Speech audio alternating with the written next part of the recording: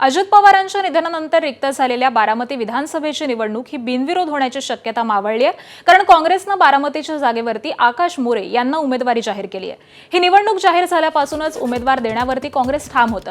बारामतीची निवडणूक बिनविरोध करावी असं आवाहन राज्याचे मुख्यमंत्री देवेंद्र फडणवीस यांनीही केलं होतं।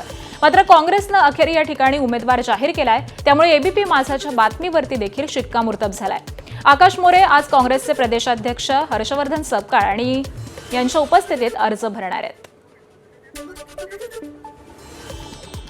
उमेदवारी जाहीर झाल्यानंतर एबीपी माझाशी बोलताना आकाश मोरेंनी एक महत्त्वाचं वक्तव्य केलंय। अजित पवारांच्या विमान अपघाताचा एफआयआर दाखल झाला तर माघार घेणार असल्याचा विचार करेन, असं आकाश मोरेंनी म्हटलंय। भावनिक वातावरण आहे, मात्र जबाबदारी देखील तितकीच महत्त्वाची आहे, म्हणून मी निवडणूक लढवतोय, असं त्यांनी म्हटलं।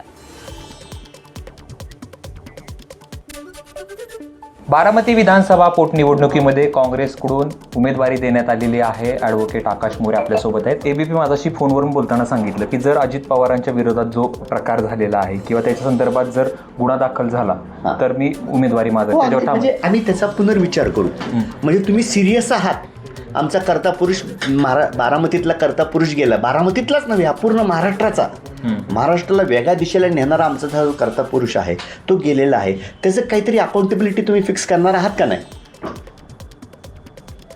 म्हणजे ॲज अ सरकार म्हणून, ॲज अ गृहमंत्री म्हणून तुम्ही कुणाला तरी अकाउंटेबिलिटी फिक्स करणार। गृहमंत्र्याच्या अंडरखाली येतं सगळ्या गोष्टी या महाराष्ट्रातल्या।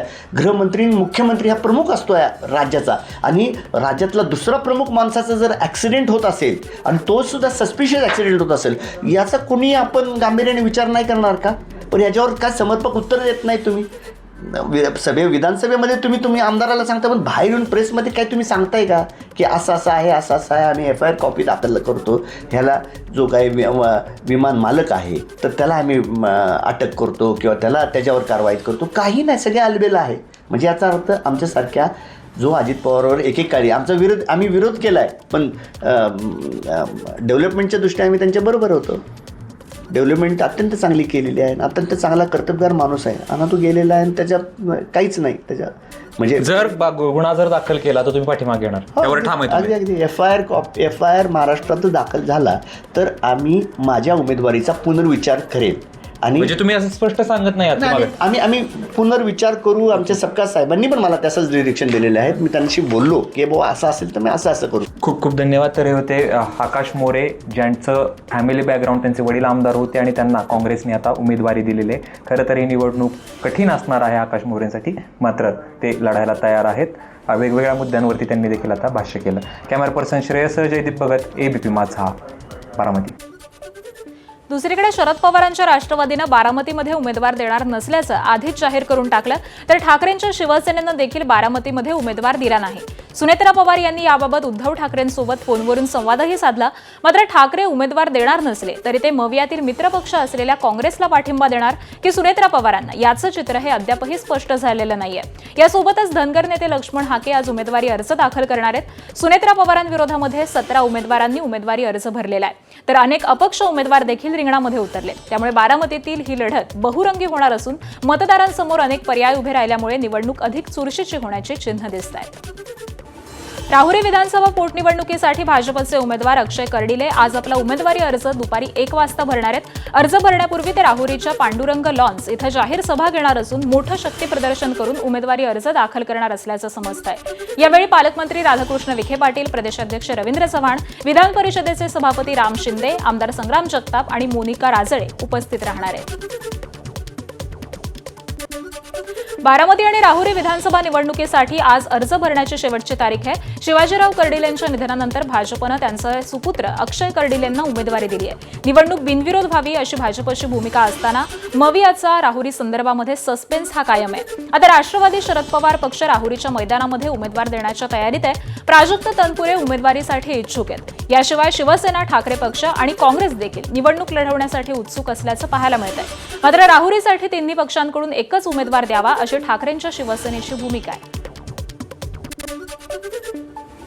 दिल्लीतील संसदेमध्ये आज नवनिर्वाचित राज्यसभा सदस्यांचा शपथविधी सोहळा पार पडणार आहे। नुकत्याच झालेल्या निवडणुकांनंतर विविध राज्यातील दिग्गज नेते हे आज शपथ घेणार असून महाराष्ट्रातील अनेक नेत्यांचा त्यामध्ये समावेश आहे। ज्येष्ठ नेते शरद पवार, केंद्रीय राज्यमंत्री रामदास आठवले, त्याबरोबरच रामराव वडकुते, माया इवनाते आणि ज्योती वाघमारे आज शपथ घेणार आहेत. राज्यसभेचे सभापती आणि उपराष्ट्रपती CP राधाकृष्णन या नव्या सदस्यांना शपथ देणार आहेत. दरम्यान भाजपचे राष्ट्रीय सरचिटणीस विनोद तावडे अधिकृतरित्या राज्यसभा सदस्य म्हणून संसदेमध्ये पाऊल ठेवतील. ते 10 एप्रिलला शपथ घेण्याची शक्यता आहे. तर पार्थ पवार यांची राष्ट्रवादी काँग्रेसकडून राज्यसभेवरती पहिल्यांदाच निवड झाली आहे. ते 9 एप्रिलला शपथ घेणार आहेत.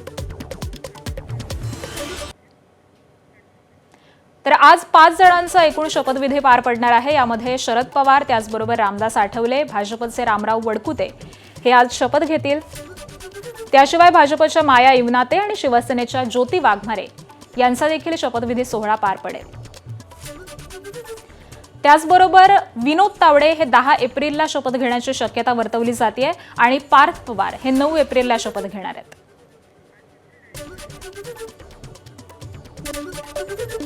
भारतीय जनता पक्षाचा आज 46वा स्थापना दिवस देशभरामध्ये उत्साहात साजरा केला जाणार आहे. दिल्लीतील पक्ष मुख्यालयामध्ये भाजपचे राष्ट्रीय अध्यक्ष नितीन नवीन यांच्या हस्ते ध्वजारोहण होणार असून ते कार्यकर्त्यांना संबोधित करणार आहेत. यावेळी डॉक्टर श्यामाप्रसाद मुखर्जी आणि पंडित दीनदयाळ उपाध्याय यांना अभिवादन करण्यात येणार आहे. तर मुंबईमध्ये नरिमन पॉइंट येथील भाजपच्या कार्यालयामध्ये प्रदेशाध्यक्ष रवींद्र चव्हाणांच्या हस्ते ध्वजारोहण पार पडेल. स्थापना दिनानिमित्त राज्यासह देशभरातील भाजप कार्यालयांमध्ये विविध कार्यक्रमांचं आयोजन हे करण्यात आलं आहे.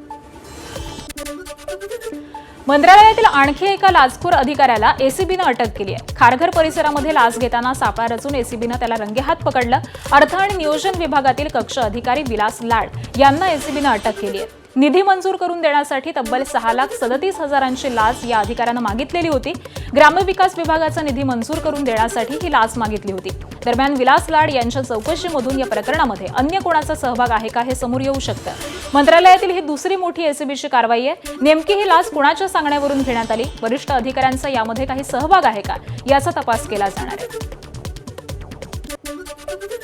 महाराष्ट्र ATS आणि दिल्ली पोलिसांच्या स्पेशल सेलनं मुंबईजवळील कुर्ला आणि खडवली भागामध्ये मोठी संयुक्त कारवाई केली. या कारवाईमुळे राजधानी दिल्लीमध्ये बॉम्बस्फोट घडवण्याचा कट उधळण्यात आला. या संयुक्त कारवाईमध्ये दोन्ही यंत्रणांनी कामरान उर्फ सोनू उर्फ मोजे आणि बडा इम्रान या संशयितांना ताब्यात घेतलंय. सूत्रांनी दिलेल्या माहितीनुसार आरोपी खेळण्यातील गाडीचा वापर करून दिल्लीमध्ये बॉम्बस्फोट घडवण्याचा कट रचत होते. आरोपींकडून अनेक संवेदनशील साहित्य जप्त करण्यात आलेलं आहे. आरोपींना जैश ए मोहम्मदला ऑनलाईन कट्टरपंथी बनवून त्यांचं ब्रेन वॉशिंग केल्याचा पोलिसांना संशय आहे. भिगवणमधील अपहरण प्रकरणामध्ये पुन्हा एकदा मोठा ट्विस्ट आलाय. आपल्यावरती अत्याचार झाले, आपलं अपहरण झाल्याचं सांगत तरुणीनं प्रियकर झहीर शेख विरोधामध्ये तक्रार दाखल केली आहे. 17 फेब्रुवारीला आई आणि भावासोबत लग्नाच्या खरेदीसाठी संबंधित मुलगीही गेलेली असताना अपहरण झाल्याची तक्रार दाखल करण्यात आली होती. त्यानंतर मुलीनं स्वतः व्हिडिओ करत मर्जीनं मुलासोबत गेल्याचं सांगितलं. तसंच झहीर शेख सोबत प्रेमसंबंध असल्याचं देखील सांगितलं होतं. मुलीनं पोलिसांसमोर तसा जबाब देखील दिला होता. त्यानंतर तिला 5 दिवस पुनर्वसन केंद्रामध्ये पाठवण्यात आलं आणि नंतर कोर्टात हजर केलं. तेव्हा तिनं आईसोबत राहण्याची इच्छा व्यक्त केली होती. दरम्यान या सगळ्या प्रकरणानंतर मुलीनं आता पुन्हा प्रियकर झहीर शेख विरोधामध्ये गुन्हा दाखल केलाय. बातमी आहे नागपुरातून. मी तुमच्यावरती खूप प्रेम करते असं चिठ्ठीमध्ये लिहून एका विवाहितेनं माहेरी गळफास घेऊन आत्महत्या केल्याची धक्कादायक घटना नागपूरच्या कोराडीमधल्या महादुला परिसरामध्ये घडलेली आहे. मयुरी मेंढे असं आत्महत्या केलेल्या महिलेचं नाव आहे. पती पत्नींमध्ये वारंवार वाद होत होता. महिनाभरापूर्वीच महिला ही माहेरी परतलेली होती आणि तिचा पतीशी संपर्क साधण्याचा प्रयत्न होता. पण फोन न उचलल्यामुळे हताश होऊन आत्महत्या केल्याचं समोर आलेलं आहे. दरम्यान पतीनं पत्नीला मानसिक त्रास दिल्याचा गंभीर आरोप माहेरच्यांनी केलाय. या प्रकरणी पोलिसांकडून तपास सुरू आहे. एबीपी माझा, उघडा डोळे बघा नीट.